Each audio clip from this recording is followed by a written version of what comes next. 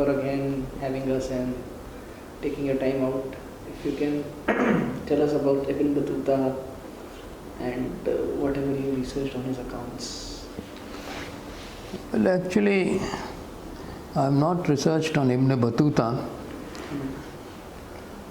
himself, except, of course, reading his memoirs in English translation. I don't know Arabic.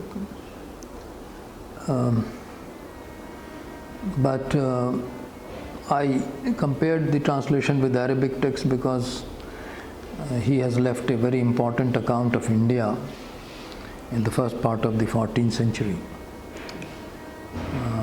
That account relates to both Indian society, the administration of that time, the court at Delhi, and also major cities, including almost all parts of India. He also visited Bengal. So actually he is a very important source for Indian political and economic history. Although he was writing from memory, the details he gives of individuals, of sites, of cities, of Delhi itself are remarkably accurate. I believe this is also the case with his entire narratives of North Africa, West Asia, and Ukraine and southern Russia. The only difficulty is with his account of China, on China. So he was there in Aligarh and he visited, there was an incident that happened in Jalali. Yes, he was given an appointment in the administration of a tomb of a dead sultan, and then he was made a member. He says he was the head, but he was made a member certainly of the embassy Muhammad Tughlaq was sending in 1340s to China. Now on his route to the south, he had to take ship from Kerala. So he came to Kol or Aligarh along with his party. And there, here he has left a very short account of the city of Kol, which was the name of Aligarh at that time, which it had a fort and was an important administrative center. Close by was Jalali, which was also a well-known town at that time. And while he separated from his party and was going there, he was captured by peasant rebels. This rebellion is mentioned by other historians, notably by Zabarni, the leading historian of that time. And he found, interestingly, that there were two Muslims also in the capturing party. They took him along the Kali Nadi river, and there he was able to escape. And then he went to two villages whose names have survived because there were two Baudis or step wells there. And then he came back to Kol, where he rejoined his party. But ultimately, the embassy separated from him. There were Chinese members of the returning embassy from China, and in Kerala, he lost contact with them, and they sailed away to China, while he was left in Kerala. Further to Maldives. And Maldives and Kerala, there he returns. Sir, any current context about Aligarh, the little history of city of Aligarh and Koil as it used to be known, if you can shed a light. It appears that Koil is actually not the true name. In our histories, Kol is it is never written Koil, it is always written Kol. It is first mentioned in late connection with late 12th century, but earlier sculptures were found, Gupta sculptures were found here. And probably the mound was always important as a kind of site for fortification. But the fort became important as far as I know in the 12th century. It became, in Ibn Battuta's time, it was known for its liquor. Distillation had spread in India, and wine was made out of sugarcane, which was cultivated here. And Delhi was a big market for it. Other products of that time are not known, but in Mughal times, indigo was also produced and distributed within the country. It was not good enough for export. It was held by the Marathas from around 1770s. Before that, the city had also come to be known as Sabitgarh because the governor, Sabit Khan in Mughal times, built the mosque here, the Friday mosque, and also controlled a large amount or area of territory. But then the Jats occupied it for some time, and the fort, which is now in the university, under the university, was rebuilt by the Jats. That is very old also. It's in a depression. This fort, not the city fort, which has now disappeared, but this fort. And so water used to collect in the ditches around. So it was already there in the 16th century, but the Jats rebuilt it and called it Ramgarh. Then when the Marathas occupied it, they handed it over to Sindhia's governor, General de Boyne, and he built the present fort copying French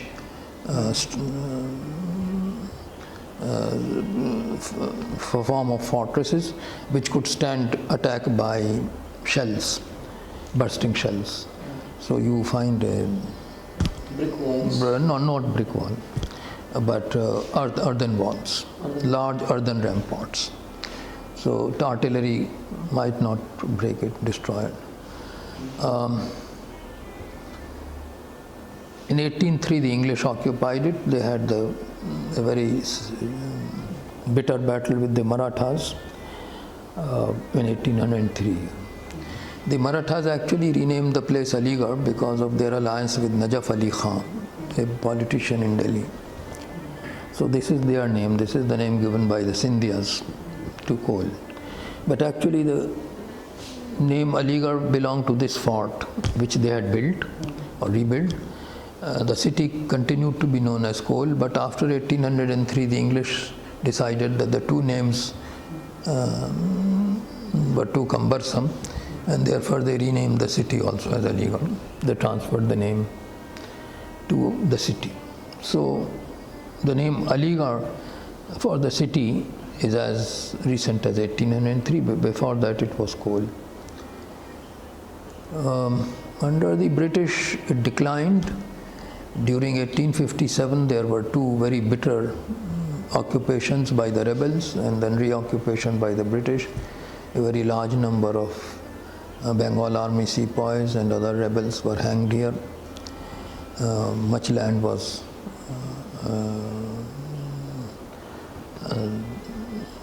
expropriated from the rebels.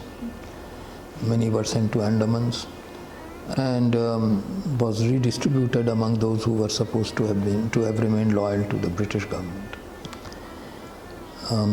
So after that there was a considerable amount of decay in the town. The British had transferred their cantonment already to Delhi, to Meerut from Aligarh.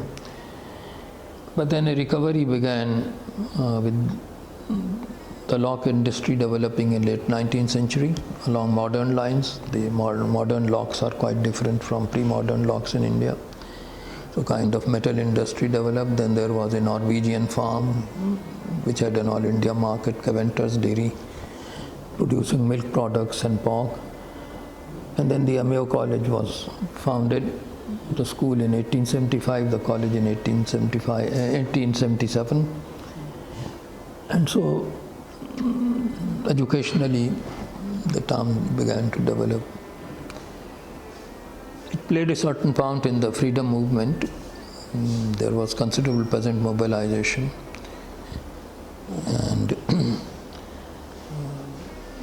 in both non-cooperation, civil disobedience, and Quit India movements, Aligarh played a part.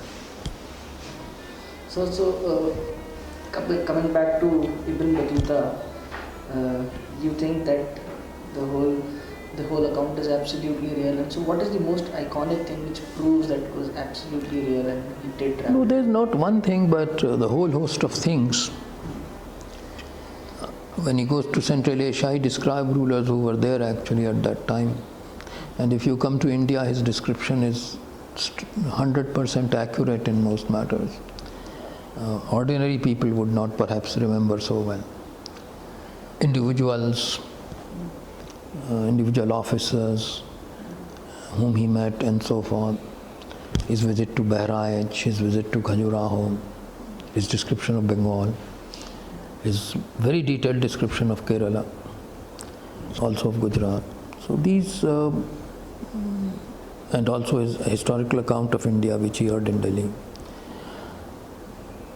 So there is no doubt. The only doubtful part relates to China,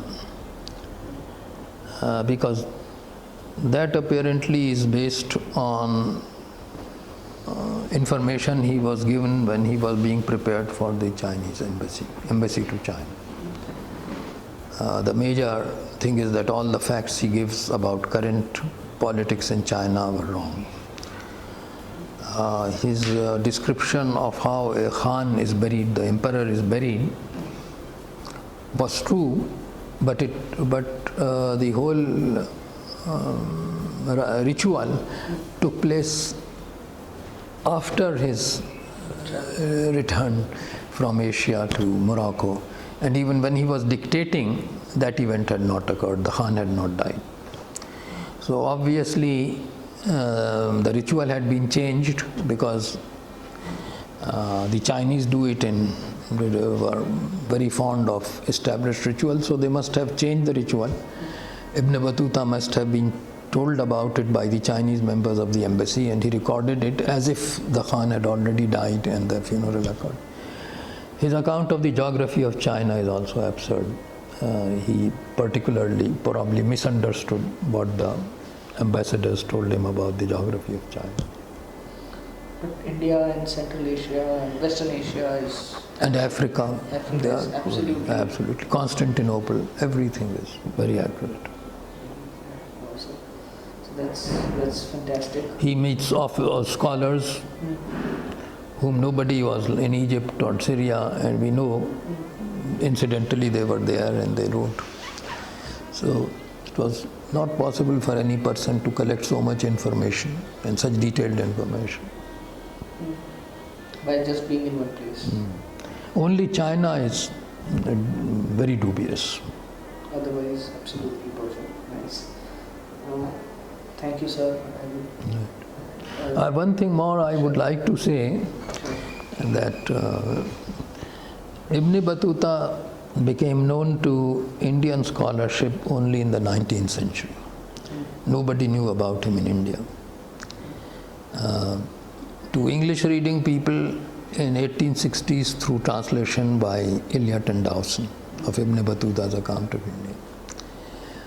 To Arabic knowing people through Arabic traditions, editions. And there was a very good translation, scholarly translation, where Ibn Battuta's description of India was compared with Persian sources, done in Urdu. I forget the name of the translator. He was quite a scholar, late in 19th century. So all traditions about Ibn Battuta in India are manufactured. They are just untrue. Nobody knew about him in any part of India, even in Jalali. But when they read in Urdu that Ibn Battuta came to Jalali, the graves were discovered, and there's a local Ibn Battuta tradition. So also in Kerala there is an Ibn Battuta mosque, I believe. So all these are fictitious. Okay.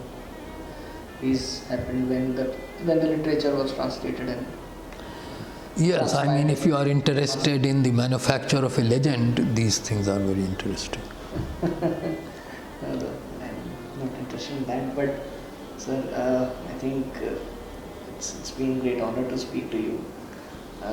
Thank you for accommodating us. Thank you for your time. Thank you. And we wish you good health. That I need. For Thank you us. very much. Thank you very much.